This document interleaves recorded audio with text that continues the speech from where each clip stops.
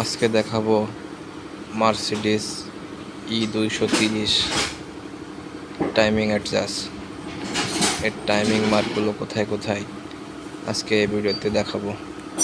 তো অবশ্যই ভিডিওটি শেষ পর্যন্ত দেখবেন, এবং এই ভিডিওটি আপনি শেষ পর্যন্ত দেখলে মার্সিডিজের ই ক্লাসের